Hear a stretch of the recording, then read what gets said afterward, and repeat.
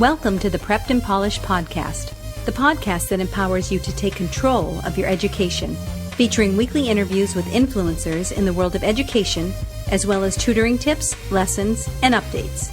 And now, here's your host, Alexis Avila. This is episode 122 with Vicki Davis of the award-winning teacher blog, Cool Cat Teacher. And welcome back to the Prepped and Polished Podcast. This is Alexis Avila, your host, and this is episode 122. Make sure to join our community. You can find us on SoundCloud, Facebook, Twitter, Google+, YouTube, and Instagram. Just type Prepped and Polished, and you'll find us. Go to preppedandpolished.com for more info and sign up for our free ACT essay course on the front page of our site. This episode is sponsored today by the Dream School Project. My friend Elizabeth Dankosky, who went to Wellesley College down the street from Prepped and Polished headquarters, has a fabulous mentoring program. It's a year-long program that helps 8th through 10th grade students stand apart in the admissions process. To learn more about that, dreamschoolproject.com/mentoring-program. And have a question or reaction during or after today's conversation. Submit your question to radio@preppedandpolished.com. Let's talk about today's guest. Today, on episode 122, I'm talking to Vicki Davis. She's founder of the award-winning teacher blog, Cool Cat Teacher. Vicki started her blog really with three ideas in mind. One, how to use technology and be a better teacher. How to build a better relationship with her students, and how to live a better life at home by making key decisions at school. And as a result, with her blog, Vicki has developed an amazing online presence, over 123,000 Twitter followers, over 130,000 monthly downloads for her podcast, Every Classroom Matters.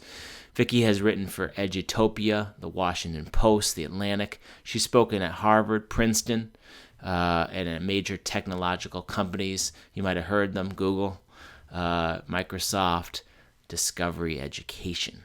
On today's episode, Vicki talks about how the classroom has changed in the 21st century and shares with us the types of resources you'll find on her amazing blog, coolcatteacher.com. Now let's get right to today's guest. This is episode number 122 with Vicki Davis of Cool Cat Teacher blog. Vicki, thanks for coming on the Prepped and Polished podcast. How are you today? I am wonderful. Busy day, though. Kids have been programming apps, and we were in school, after school, uploading graphics. So just a crazy busy day. Oh, yeah. So can you share with us a little bit of your background and focus on a few pivotal moments that led you to where you are today as a teacher and a speaker and blogger of a wildly successful teacher blog, The Cool Cat Teacher? Well, I started teaching in 2002. I actually started off in the business world and went to Georgia Tech, which is not really a teaching school. And so I worked in the cell phone business. I was a general manager when I was 24. I had a cell phone market, and then actually became a stay-at-home mom because I was such a workaholic and started having kids. I had 2 kids, and so I stayed home for them and taught myself how to program web pages. Wow. And kind of started teaching people. People would say, "Oh, Vicki, teach me how to do this," or "Teach me how to do that." And it was kind of like, yeah, I'll teach you how to do that. And then I started being hired to teach teachers because back in the 90s, teachers were struggling with the same things that a lot of us are struggling with now, which is, how do I have time to do this technology stuff? So I started teaching teachers back in the 90s, and then I started teaching kids in 2002. And when my curriculum director said, "Vicki, you would make a great high school teacher," and I'm like, "I don't know about that. I'll give you a year." And there you go, 2002. But in 2005, I went to a conference, and I heard all about Web 2.0. And I realized that I was missing out. My students were missing out. And I felt like a total failure. So I'm like, okay, we've got to do all this stuff. I made a list of 10 Web 2.0 tools, and this was Thanksgiving when I learned about them. And I said, we're going to introduce all 10 before Christmas. And I need to start learning how to blog. So I picked wikis for my kids, and I was going to learn how to blog so I could teach them because I was afraid and didn't know what would happen. So I brainstorm, what's the name going to be, because it's all in the name. And we're the Westwood Wildcats. And one of my beautiful students, Casey, who's now a friend of mine, she's graduated from college and moved back, was like, "Well, you're cool. and we're the Wildcats. So why don't you be the cool cat teacher? And I'm like, Nice.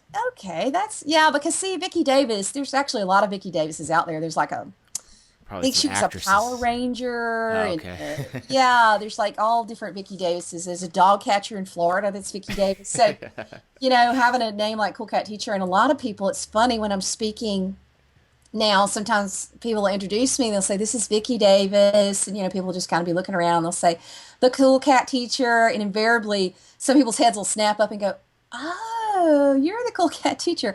So, Nice.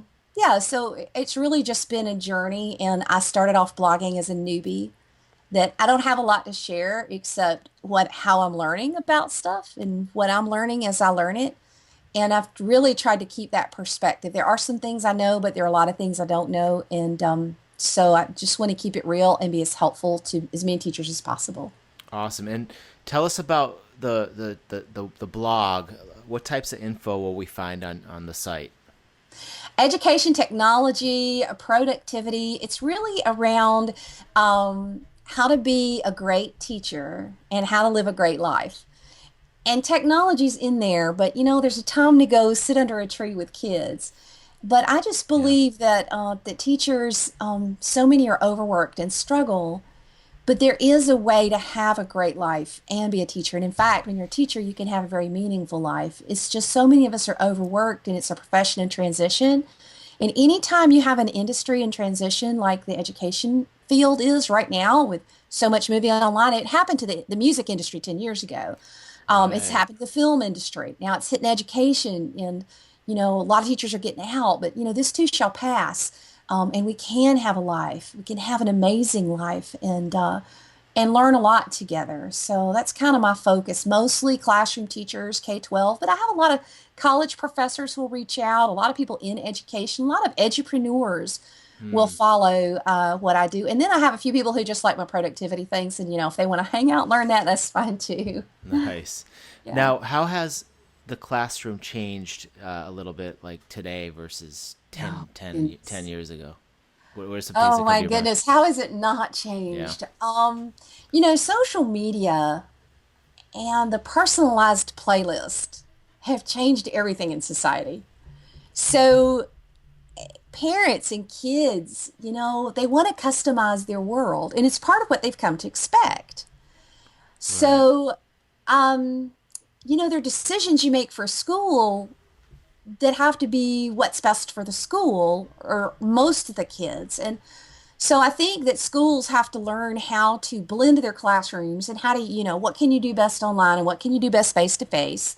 Right. It's funny, all the e-learning stuff, a lot of them are like, oh, e-learning is everything. Well, all these virtual schools are now trying to build a face-to-face place where they can meet the kids once a week, right? Right. Right. So the blend is really in. The blend is where it's going, that's where it is, and we all have to learn how to do it. But used to when I started teaching, teachers were just never questioned. Not that that was a good thing. Mm. But now I believe that the benefit of the doubt is more often given to the student. And, our society tends to not go to where they can get their problems fixed anymore. People would rather slam somebody on social media than go to the Right. person and say, I've got a problem. So I think that if you're a great teacher, you'll have a great relationship with your parents, and I have a good relationship with mine. We don't always disagree, but we can always work through it and treat each other as respectful human beings. But there are a lot of adjustments. So many kids with ADD, you're like, oh my goodness, you're so hyper. Having a kid sixth period versus first period, they're like different children. It's just nuts. Yeah. So there's quite a few changes as well as education technology. It's definitely changed, and it's not always easy to deal with the changes, but there are ways to cope with what we have to do. Yeah. And how has technology in your eyes made the classroom better? Oh, blending my classroom is amazing because I can clone myself. So I have a YouTube channel where I share a lot of my tutorials. So right now, my students are doing portfolios in my eighth grade class and e-folios. And I went ahead and I've recorded videos for how to do every single thing on there. So the Wow. kids can all work at their own pace and do. Now, it's kind of tough because your helpless hand raisers are going to want you to stand there and tell them what to do. Right. But my goal is that they won't need me when I'm done with them because they're not going to be able to carry me to college. They can't put me in their pocketbook or their backpack. They've Absolutely got to not. be independent because how do we learn most software? We learn most software on computer and watching videos now. So it's my voice and it's me, but it's like I've cloned myself. So I'm going around helping the kids, and then there's the Vicki Davis here teaching this, and the Vicki Davis there teaching that, the Vicki Davis there Nice. teaching that. And with a tool like I use Office Mix, I have PC at school and a Mac at home. Office Mix is just like boom, because I can go in and change one slide and re-render the movie. So it's not like how we used to make movies. It's like much easier. So I Nice. love blending the classroom as well as just all the technology. I mean, my kids are making apps and web pages, and they can really make just about anything now, which is awesome. That's so cool. Now, what are some classroom activities where, technology gets in the way? Technology is not effective. Like what kinds of Oh, goodness, things? Alexis, that's a great question. So, multitasking is a myth. And Okay. my kids will always say, they have their phones out. Like right now, they're testing apps. And I was looking around on one side of my room, and I turned around, and three girls jumped like that. I'm like, girls, why'd you jump? I know you all jumped because you were texting or something on your Yeah, phone, they're doing something. right? So, and they're like, I know, multitasking is a myth. And helping kids learn to focus because, Hmm. there are teachers who will let kids, surf while they're listening to the teacher, and man cannot serve two masters. You're going to love one and hate the other. They're going to pay attention to that computer. That's how they're wired, and they're not going to listen to you. So I don't speak a lot in my classroom, usually the first few minutes, but that's the most. Um, so there are times when I have to cover things, and then there are times when I don't. But just helping them learn to focus and say, now it's time to do this, and now it's Mm. time to do that can be a challenge. And you know, there are times when I'll say, computers off or lids down or face down with your phones, or sometimes I'll have them hold the phone up. I'll say, phones up. And they'll hold their phone up. Well, I know they can't be looking at it when their phone's up. So Yeah. that's a challenge for a lot of teachers who have a bring your own device program like we do. It's just helping kids learn how to focus. And there's times to get out under a tree and have a conversation. That's one of my favorite things to do is, okay, let's leave everything in the classroom. Let's go outside, and it's a beautiful day. Wind's blowing. It feels nice. No gnats yet here in South Georgia. Let's go talk about, the difference between introverts and extroverts, or how you can manage software, deployment and geeky stuff we do in my class, but do it under a tree. And then you've actually got their conversation in their minds with you. Oh, that's awesome. Um, Now, when you were talking, I was thinking maybe today's teacher who is not effective would be like the teacher who doesn't create a structural environment. Because it sounds like today's kids, they must have some structure because they're losing that focus or multitasking. And if you don't bring to the table a little bit of a structure, you will probably lose your classroom. Is that fair to say? Or Well, you want to have, there's classroom procedures. So you want to have your procedures for, this is where you turn in your work, and this is where you go to know where your assignment. There's a lot of freedom you can have in those procedures. I like to give my students choice. We're going to make an app, but you get to choose, what kind of app that you're going to make, or we're going to make film. You get to pick one. We're going to have Genius Week before we get out this year. So you want to have classroom procedures, which is how you do things. It's like the flow, the workflow, just like a business would have, the workflow. mm-hmm. Um, but then you want to give freedom. But honestly, it's still about relationship. Kids are Mm, not going to learn from somebody who they think hates them. right. They are not going to learn from somebody who does not treat them with respect and kindness and love. And, there's some teachers who feel like, kids these days don't respect me. But there are some teachers who we have to work on. We may respect the kids, but we may give off the wrong vibes sometimes and have to learn how to adjust for today's. It's almost like a cultural difference. So Mm, there's two sides to this coin. There's certainly a lot of kids are really hard to handle. I'm not gonna say they're not, mm-hmm. uh, but I do find that it takes more patience now than maybe I had used to have when a more authoritarian approach was acceptable in society, and it's just not now. Oh wow! Now, you're an app guru, a learning app guru. So, what are some of your favorite ones for kids? Learning apps. There's so Oh, many out there. goodness.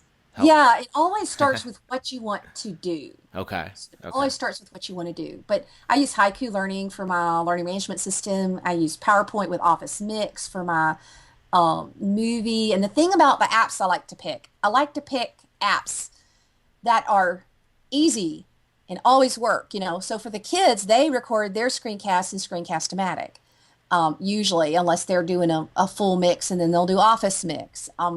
We use Pinnacle Studio for our videos. On my Mac, I use Keynote. I have an Apple Watch. I mean, oh, it's so great. I mean, I can say set timer for this, or Nice. remind me for that, and I have it linked to OmniFocus, so it just gives me a reminder. But there's also a lot of things out there like Kahoot and Formative. There's ClassTools.net, where you can have a little Pac-Man game that you can make off of quiz stuff. I mean, there's so many fun ways for the mundane parts of teaching, which is Yeah. memorizing. And I don't have to do a lot of that, but there's fun things that you can do to help with the memorizing. And then there's just so many tools to do just about anything. And I think that's why Twitter is so popular, because you can say, hey, I'm trying to do this. We're programming apps in Coursera with MadLearn. But I really learned about that on Twitter through a lady named Susan Bearden, who had built her own app through there. So most of the things I use, I learn about them through other teachers, people I respect, who I am not going to be the person who uses today's app du jour. I just could care less. I have no time. I mean, right now I have 3 planning periods a week. I have no time to mess around with new stuff, Right. unless it's going to make my life easier, Mm-hmm. or improve learning, or improve learning with some laughter in it, because I love Yeah. to laugh, and kids love to laugh and want to have fun and learn at the same time. So I'll share all my apps and all that kind of thing. But apps come and go. But there's some apps that have stuck around now. I mean, I've been using some things more than 10 years, and I'm like, yeah, this works. Yeah, definitely. What are some good online writing resources for kids? Oh goodness. So that's one of my expertise. I have a book, Reinventing Writing. Oh, And I believe that teachers should not be proofreaders. You shouldn't have to do it. They should do enough proofreading before it gets to you by using tools like Grammarly. Grammarly has a free plugin for Chrome, so you want to sign up for Grammarly in Chrome, not in Firefox. If in Firefox, they'll try to charge you, but in Chrome, you can get it for free. So you'd have to sign up in Chrome, and Grammarly will check everything on the planet. Now, if you buy the pro version, which I've invested in for myself, it'll check plagiarism and it'll check all kinds of things. That's so sweet. useful. I use the Hemingway app, which helps kids write more simply, and actually bloggers. My most popular, when I started doing that, my blog posts started going crazy because I tried to pull down my writing, believe it or not, to about fourth or third grade level. And when you do that, it just makes it a lot easier to read. I love Pro Writing Aid, which is an awesome tool for just all kinds of advanced mechanics. So about eighth grade, an honors eighth grade writing class would use Pro Writing Aid and on up. It's got all kinds of tools. But between the tools I've just mentioned, they can help kids do things like Pro Writing Aid will find something called sticky sentences. Wow. Sticky sentences happen when you use one of the 100 most commonly used words in the English language in a sentence. And because these are such commonly used words, it slows people's writing speed down and they stop reading. So if you use it to check your blog post, or you use it to check whatever you're sharing online, you can pull out the sentences that are going to cause people to stop reading. Well, Wow. what teacher can do that? We can't. So No. let technology do what it can do, and let teachers do what we can do. And so it can help us so much if we'll just use it and try it. Tell us about your podcast show. Everyone classroom matters. It's Every Classroom Matters. Every classroom matters. Yeah. When did you start it? Who are your listeners? And tell us about some of your favorite episodes. So the show is growing like crazy. Last month was 130,000 downloads, and it's just growing like crazy. So, um, That's amazing. yeah. So over 2 years, it's through the BAM Radio Network, and I like to. It's just a 10-minute show, usually 8 to 12 at most, but usually right around 10. Kind of designed because most of us teachers have a 10 to 12 minute break in our mornings. Mm, So it's kind of designed to be able to listen to before school or during break or yeah, a real smart. quick, beginning of your planning period. I need to transition and get some ideas. So I interview people all over. I've got Josh Stuppenhorse was one of my favorites from last year. He was kind of a renegade and he was fun. I've been doing a series with Angela Myers and another one with George Couros. Angela started the Choose to Matter movement, and we're talking about all the ways that you can help kids learn that they matter. George Couros wrote The Innovator's Mindset. So we've been talking about how to innovate and what the mindset, you need to have. And then just all kinds of amazing people. I mean, when I get to interview wonderful educators, all the folks in Minecraft, Joel Levin. I mean, dug deep into Minecraft and gamification and gamifying. Dave Burgess is always a lot of fun to interview. There's just so many. It's really about fun. I mean, I record on Tuesdays after school using Skype, kind of like you do, except we don't do video. And the producers in California, Errol St. Clair Smith and Jeanette Bernstein, edit everything and put it all together. Oh, And good. they're kind of radio experts, so they've Yeah, taught me a lot that I didn't know how to do. So, and then just amazing teachers who are a lot of fun to talk to. that's awesome. And how do most of your listeners listen to it? Do they listen on iTunes, on their iPhones? How does that work? Well, I'm getting ready to do a listener survey Okay. to learn more, but looking at the traffic, it's a pretty good mix. Now, we just went on Stitcher recently, so Stitcher Stitcher. is still growing, but I mean, we bumped up into the top 30 in education within the first week of releasing on Stitcher, so it seems to be doing pretty well. And iTunes is tricky. I don't know if you have issues with figuring It iTunes is a little out. tricky. That's why I It's asked. Yeah, it's a little tricky, but we have a way to aggregate the total downloads of all of them added together. So that's where we get our numbers of 130,000 downloads, and it's growing. It's growing by the month, Yeah. I'm just grateful for that. I think teachers are really kind of realizing that they can personalize their radio too, just like their RSS Mm, reader or the web pages they read. And I'm just uh, you're a host of a show, Alexis, so you know how it is. You and I could just sit here and talk, but somebody's got to choose to decide it's useful and helpful, right. and I'm just glad when people find it helpful because that's what I want to be is helpful. That's awesome. So what kinds of cool stuff are you currently working on? Mad About Mattering is a project I'm working on with 4 other schools and with my friend Angela Myers and the Alethea Bhatia from Chris Arentz. And the kids map their heartbreak, and then they've designed apps. They're right in the middle of the design process. Um, Designed apps to meet the needs of that heartbreak to try to address that issue. So we have everything from an app called Uncut, which is an app to help kids who are cutting to try to understand that there are Oh, alternatives.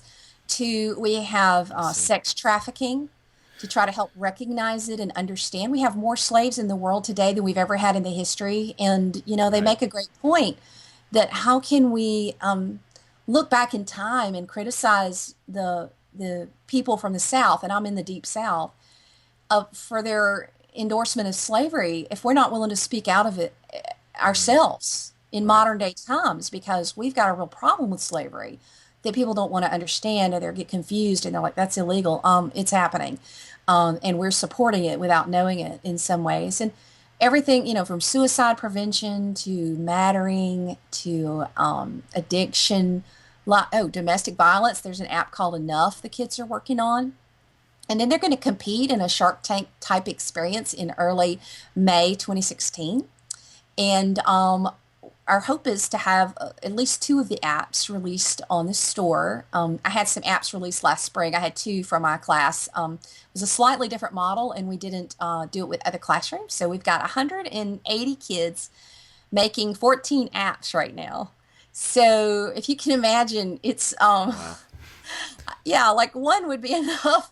It's like I just it's so overwhelming but so rewarding, and you jump from talking about, human trafficking to talking about animal abuse, and Wow. sometimes I'm just like, oh, this is exhausting. But then other times, I'm like, they were all after school today, and we were late starting the podcast because of it. I mean, I had kids in my room till 4 o'clock, going like, we got to do this and we got to do that, and they've got about a week and a day left to get them finished.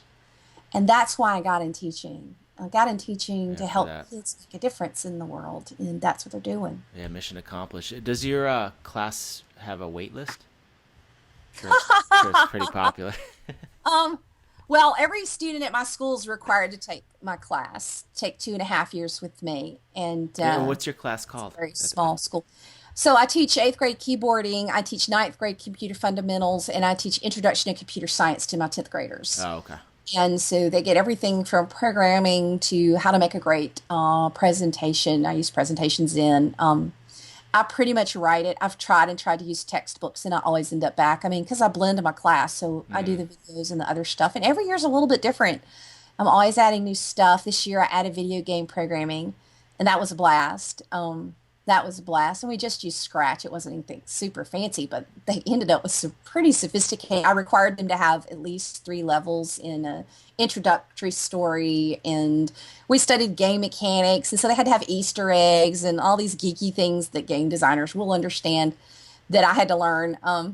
But every year I have a new goal, and I'm not sure what the goal is going to be for next year yet. But I'll go to ISTE and I'll see what other teachers are doing, and I'm sure I'll come back with a list that is more stuff that I think I can't do. Because I think the thing for teachers to realize is they hear, or anybody to realize as they hear me talking about, I was talking to the kids today, and I was like, kids, when we started this project, I kind of felt like I was jumping out of an airplane, not sure if my parachute was on.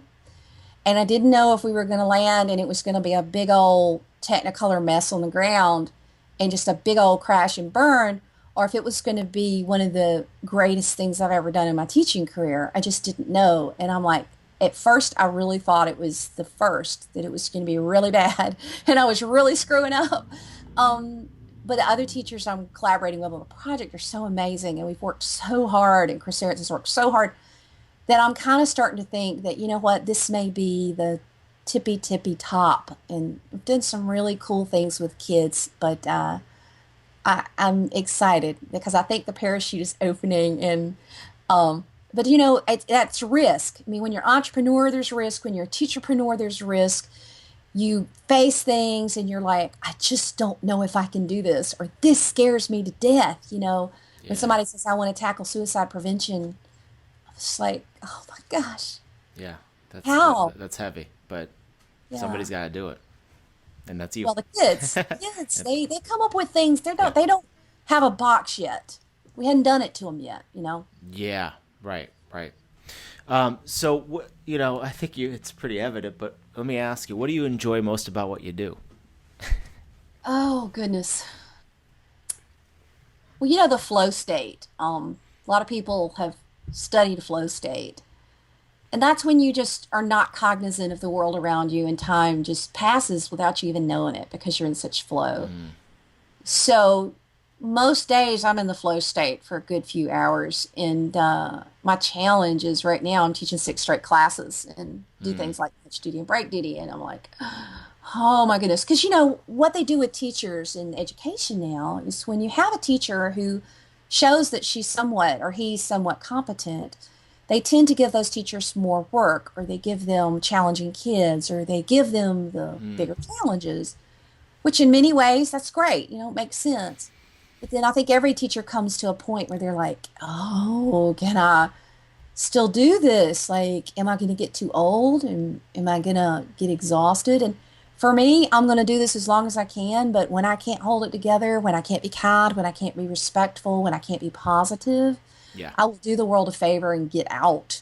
But I love being able to create. I love being a teacherpreneur, and I love being able to meet other teachers and talk to them. And I have a newsletter on my blog And those teachers are kind of who I'm closest to because they'll email me their thoughts. And I have a thing I do called 5 Idea Friday, where I throw out 5 ideas every Friday to them.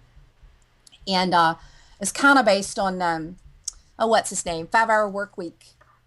Tim Ferriss. He does 5 Bullet Friday. Well, 5 Bullet Friday would not be appropriate for schools because that would just sound horrible. Yeah. So I was like, okay, I can do 5 ideas every Friday. And we have lots of conversation. That's a lot of fun. I love that back and forth with teachers that are like me and get the teaching experience, which is just really hard. And people who don't teach, I always hated when people told me that before I was a teacher. People would say people who don't teach don't understand what teaching is like. But now that I'm a teacher, I totally get it because when I didn't teach, I had no clue. I mean, I was a general manager of a cell phone business, $4 million budget, 32 employees, sold 650 cell phones a month back in the early 90s. That job was easier than the job I have now because if I had work I needed to do, I could close my door and I could be left alone and actually get something done. Teaching, there is no such thing as closing the door. There's no such thing as downtime. There is in the summer, but summer, you're not vacationing, you're healing. You are exhausted and almost killed. You know, we work pretty much the same amount as every other profession in 10 months. Right. So it's just it's a tough profession. It's a hard profession, but it's a noble profession. It's a noble profession, and you might as well enjoy the ride. And it sounds like you're doing that. How can we best get in touch with you?